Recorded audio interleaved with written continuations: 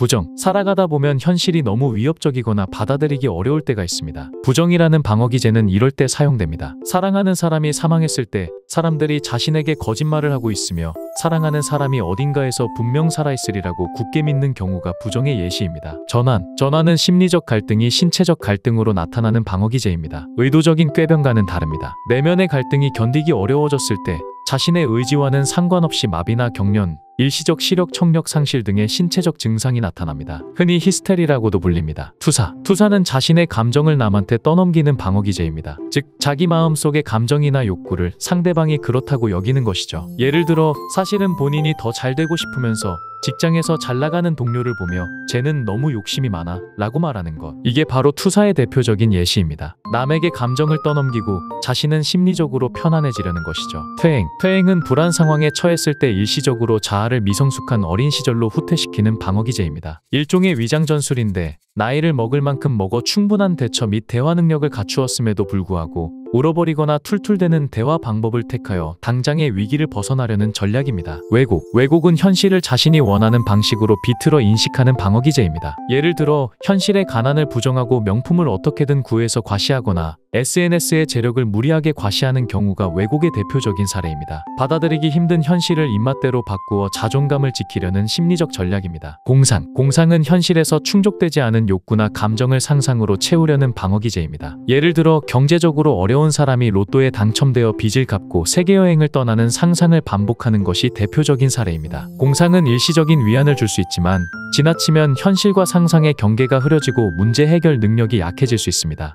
방어 기제로서의 해리는 다중인격으로 알려진 해리성 정체감 장애와는 다릅니다. 해리는 감정적인 고통을 피하기 위해 현실을 일시적으로 의식에서 분리시키는 심리적 반응입니다. 예를 들어 충격적인 일을 겪거나 그 일을 떠올릴 때 마치 남의 일처럼 멍해지고 비현실감을 느끼는 것이 해리의 대표적인 사례입니다.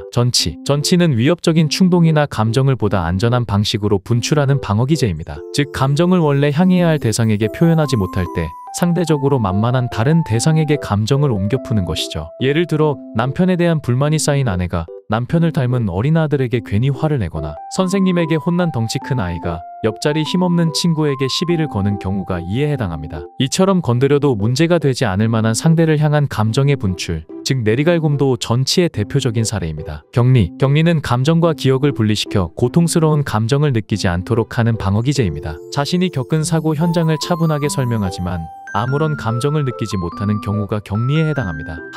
합리화는 가장 흔히 사용하는 방어 기제 중 하나입니다. 자신에게는 아무런 잘못이 없다고 스스로를 설득시켜서 마음의 평안을 유지하려는 태도입니다. 자신의 잘못은 다 이유가 있거나 불가항력적 상황에서 저질러졌다는 굳은 믿음은 사람을 기죽지 않고 살 수 있게 만들어줍니다. 이성을 잃고 상대를 폭행해버린 후에 자신은 사람이 아닌 짐승을 손봐줬을 뿐이라고 정당화하는 식의 논리가 합리화입니다. 반동형성은 위험하거나 받아들이기 힘든 무의식적 충동을 해결하기 위해 오히려 자신의 마음과 정반대의 행동을 하는 방어 기제입니다. 예를 들어 사실은 싫어하는 친구에게 유난히 더 친절하게 굴거나 동성에게 끌리는 감정을 억누르며 동성애를 과하게 비난하는 경우가 있습니다. 사회적 상하비교는 다른 사람과의 비교를 통해 마음의 위안을 얻는 방어 기제입니다. 자신보다 못났다고 생각하는 사람을 보면 자기 자신과 하나하나 비교해가면서 상대적 우월감과 만족감을 맘껏 만끽합니다. 반대로 자신보다 잘난 사람을 보면 그 사람을 어떻게든 깎아내려서 마음의 위안을 얻거나 그 사람이 전혀 부럽지 않다고 자기 자신까지 속여버립니다. 승화는 부정적인 충동이나 감정을 사회적으로 용인되고 가치 있는 방식으로 전환하는 방어 기제입니다. 예를 들어 분노가 많은 사람이 격투기나 운동을 통해 감정을 해소하거나 상실감을 글이나 그림으로 표현하는 경우가 이에 해당합니다. 대표적인 사례로는 정신적 고통을 강렬한 색채로 표현한 화가 빈센트 반 고흐, 불안을 예술로 형상화한 에드바르드 뭉크 등이 있습니다. 승화는 개인의 내면을 건강하게 다스리면서도 사회적으로 긍정적인 영향을 주는 가장 이상적인 방어 기제 중 하나입니다. 유머는 불쾌하거나 공격적인 충동을 농담으로 해소하는 방어 기제입니다. 불쾌한 일을 당했을 때 농담으로 받아치거나 어려운 현실을 풍자적으로 표현해 감정을 해소하는 경우가 이에 해당합니다.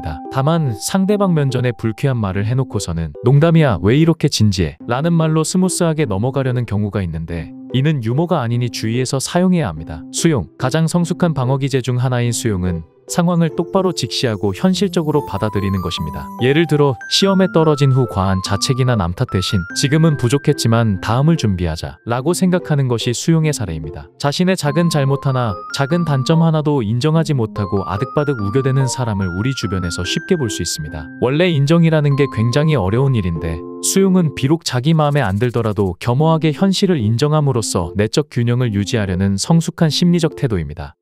다음 영상에서 더 유익한 이야기로 돌아오겠습니다. 재밌으셨다면 구독과 좋아요 부탁드려요.